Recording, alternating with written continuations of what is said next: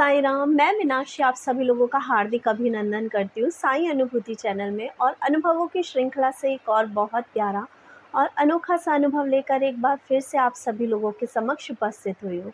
लेकिन उससे पहले सभी लोग हाथ जोड़िए और बाबा का जयकारा लगाइए। अनंत कोटि ब्रह्मांड नायक राजाधिराज योगी राज परम ब्रह्म श्री सच्चिदानंद सद्गुरु साईनाथ महाराज की जय। ओम साईं राम।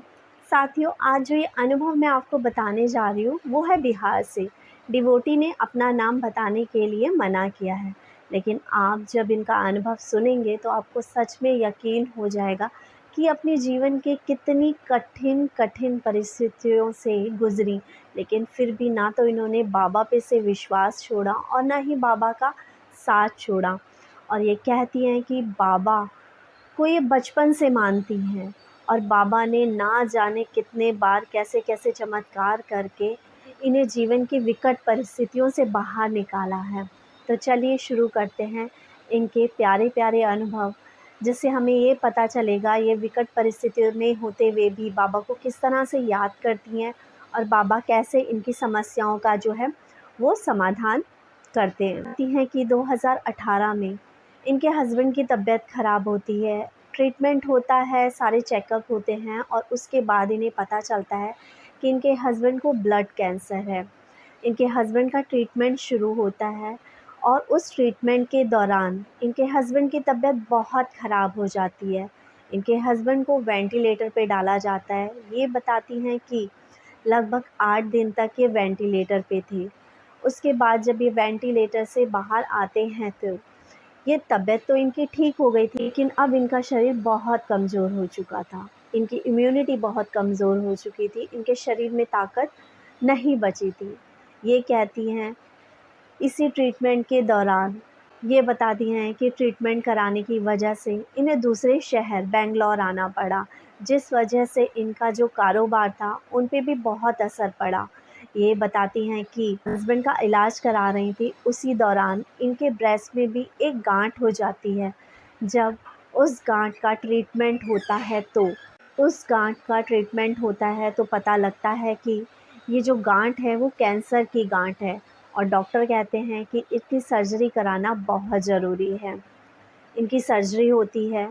सर्जरी के बाद ये बताती हैं कि जो ग्लैंड होता है वो रिसर्च के लिए जाता है, जिसमें पता चलता है कि फर्स्ट स्टेज का जो था इन्हें कैंसर था, लेकिन जो सर्जरी थी वो बहुत सक्सेसफुल हुई है और अब इनकी तबीयत बिल्कुल ठीक है। इन्होंने बताया कि जब मेरे हस्बैंड को भी कैंसर हुआ था तो उस पल सिर्फ हम बाबा को याद कर रहे थे और बाबा से ये कह रहे थे कि बाबा इनकी तबीयत किसी तरह से सही कर दीजिए, इन्हें बचा लीजिए। और बाबा ने अपना चमत्कार दिखाया। बहुत तकलीफ़ के बावजूद भी, बहुत परेशानी के बावजूद भी मेरे हस्बैंड सही हैं आज भी। ये कहती हैं जब मेरे को ये ग्लैंड हुई कैंसर की ब्रेस्ट में, तो भी मैंने पूर्णतः अपने आप को बाबा को समर्पित किया और कहा बाबा आप जो भी करेंगे वो अच्छा करेंगे, लेकिन हाँ बाबा मेरे हस्बैंड की तबीयत बहुत ख़राब है, मुझे उनके ट्रीटमेंट के लिए, उनके इलाज के लिए सही होना है, आप मुझे सही कर दीजिए ताकि मैं अपने हस्बैंड की देखभाल कर सकूं। और यहाँ बाबा चमत्कार करते हैं कि मेरी जो गांठ थी, जो कि कैंसर बन रही थी, वो पूर्णतः सही हो जाती है। आज मैं पूरी तरह से सही हूँ। उसी बीच जब मुझे अपना इलाज भी कराना था, तब कोविड चल रहा था, जिस वजह से बेड नहीं मिल रही थी और मुझे घर का काम भी करना पड़ता था, अपने हस्बैंड की देखभाल भी, क्योंकि वो बिल्कुल बेड रिडन है। इस वजह से सारे काम घर के, बाहर के और अपनी तबीयत भी मुझे खुद ही देखनी पड़ती थी। तब मैंने बाबा से बोला बाबा ट्रीटमेंट कराना बहुत ज़रूरी है, लेकिन मुझे कोई मेड नहीं मिल रही। ये कहती हैं कि ये साईं सचरित्र का पारायण हमेशा करती हैं, और बस ये कहती हैं कि साईं की कृपा से जब मुझे ट्रीटमेंट कराना था उस वक्त मुझे एक फुल टाइम बहुत अच्छी मेड मिली, जिसने मेरे हस्बैंड को पूर्णतः अच्छी तरह ध्यान रखा, जैसे कोई घर का सदस्य ध्यान रखता है। ये बताती हैं कि कोविड के दौरान मेरे हस्बैंड की इम्यूनिटी बहुत कमज़ोर हो गई थी, ना चाहते हुए भी या बहुत प्रिकॉशंस लेने के बाद भी हमारे घर में सभी लोगों को कोविड हो गया। हस्बैंड की तबीयत इम्यूनिटी की वजह से बहुत ज़्यादा ख़राब हो रही थी और बहुत ज़्यादा तबीयत ख़राब होने की वजह से इनको हॉस्पिटलाइज़ कराना पड़ा। जब हम इन्हें हॉस्पिटलाइज़ करा रहे थे, मैं रोज़ सुबह शाम बाबा की साईं सचरित पढ़ती थी और बाबा से बस यही कहती थी, बाबा आपको तो पता ही है इनकी कंडीशन क्या है, इनकी इम्यूनिटी कितनी वीक है। और साथ ही साथ इनको उस टाइम पे बहुत सारे मेडिकल कंडीशंस भी होने लगी। इनको हार्ट में प्रॉब्लम होने लगी, किडनी की प्रॉब्लम और लंग्स इन्फेक्शन की प्रॉब्लम बहुत ज़्यादा हो गई, जिस वजह से इनको वेंटिलेटर पे एक बार फिर से डाला गया। ये कहती है वेंटिलेटर पे ये थे और बस हम दिन रात यही प्रार्थना कर रहे थे कि बाबा प्लीज़ इनकी रक्षा कीजिए। साइंस सच्चरित मैं रोज़ सुबह शाम पढ़ती थी, बस बाबा से यही प्रार्थना करते हुए कि बाबा कृपा रक्षा करिए, इनकी तबीयत सही करिए।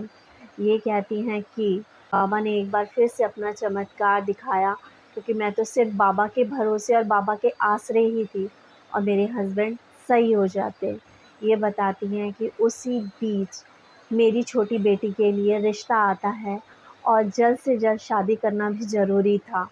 बाहर दूसरे शहर में रहकर अपनी बेटी की शादी का इंतज़ाम करना कोई ईज़ी टास्क नहीं था, लेकिन बाबा से प्रार्थना की कि बाबा प्लीज़ सँभाल लीजिए, आपको तो पता है कि कोई नहीं है और मैं अपने शहर में भी नहीं हूँ। आप जानते ही हैं कि मेरी बेटी के पापा की तबीयत भी कितनी ख़राब है, अब आपको ही सँभालना है। ये कहती हैं कि बिल्कुल यही एहसास हुआ कि बाबा साक्षात आकर खड़े हुए। मेरी गुड़िया की शादी का इंतज़ाम बहुत अच्छे से हुआ और बहुत अच्छे से मेरे बच्ची की शादी निपट गई। ये कहती हैं कि बाबा हर पल हर क्षण मेरा साथ ज़रूर देते हैं। मेरे पास तकलीफ़ें और मुसीबतें तो बहुत आईं, लेकिन बाबा हर पल उस घड़ी ज़रूर हमारे साथ खड़े हुए। ये बताती हैं कि बचपन से ही बाबा के प्रति इनका बहुत रुझान है। बाबा को या अपनी हर परेशानी, हर दुःख तकलीफ़ बाबा से शेयर करती हैं। ये कहती हैं कि आज बस मेरी बाबा से यही प्रे है कि मेरे हस्बैंड की तबीयत इतनी सही कर दीजिए कि मैं इन्हें लेकर एक बार शिरडी आ पाऊँ।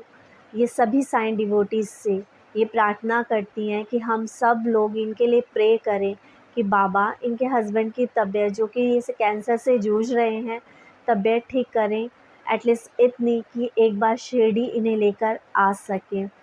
मैं यहाँ पे आप सभी साईं डिवोटीज़ से यही प्रार्थना करती हूँ कि एक बार इस अनुभव को सुनते हुए इन डिवोटी के लिए प्रे करें कि बाबा इतनी विकट परिस्थितियों में भी जो आपको पूज रहा है, जो आपको मान रहा है बाबा, उसके विश्वास की लाज जैसे आप हर पल हर क्षण रखते हैं।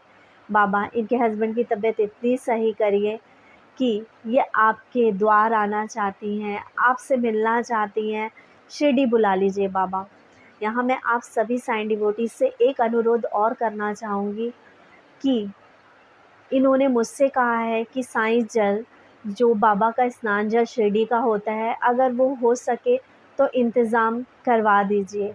आप सभी भक्त जो भी इस चैनल को इस वक्त देख रहे हैं, यदि आप में से कोई भी शिरडी में रहता है और बाबा के स्नान जल का इंतज़ाम करा सकता है हमारी इन डिवोटी के लिए, तो प्लीज़ हाथ जोड़ के विनती है मेरी उनसे कि स्नान जल का प्लीज़ थोड़ा सा ही सही इंतज़ाम कराइए, ताकि हम इनके पास तक भेज दें। और जिसके पास भी यदि बाबा का स्नान जल है, प्लीज़ कांटेक्ट करें। मैं उनके साथ उनका एड्रेस शेयर कर दूँगी और हो सकता है बाबा के स्नान जल से इनके हस्बैंड की तबीयत सही हो जाए। जैसा कि हमने बहुत से अनुभवों में सुना है कि बाबा के स्नान जल पीने से, बाबा का तीर्थ का सेवन करने से लोगों के कैंसर, लोगों के लंग्स की प्रॉब्लम, किडनी की प्रॉब्लम सही हुई है। तो क्या पता हमारी ये साईं डिवोटी भी उन्हीं साईं भक्तों में से एक हो जाएं, इनके हस्बैंड की तबीयत पूर्णतः सही हो जाए। मदद करना या ना करना ये सब आप लोगों के हाथ में है। हम कोशिश कर ही रहे हैं स्नान जल की, लेकिन यदि आप में से किसी के पास भी थोड़ा सा वो अमृत जल है, तो किसी के प्राणों की रक्षा के लिए प्लीज़ थोड़ा सा शेयर करेंगे तो बस यही कहूँगी कि बाबा ने कहा है कि यदि आप किसी के दुःख को दुःख समझ के उस दुःख में शामिल होते हैं, तो मैं उससे पहले आपके दुःख में आपके लिए खड़ा होऊँगा। इसी के साथ ही जहाँ आप इतनी मजबूती से बाबा को पकड़कर अपने दुःख की परिस्थिति में भी खड़ी हुई हैं, तो आपकी ये परेशानी भी दूर होगी। हम सभी साईं डिवोटीज़ आपके साथ हैं। आपके और आपके हस्बैंड के लिए प्रे करते हैं कि साईंनाथ इन्हें बहुत जल्दी से अच्छा करेंगे, आप शिरडी घूम कर आएँगे। इसी के साथ चैनल को ज़्यादा से ज़्यादा शेयर करें, लाइक करें, सब्सक्राइब करें। ओम साईं राम।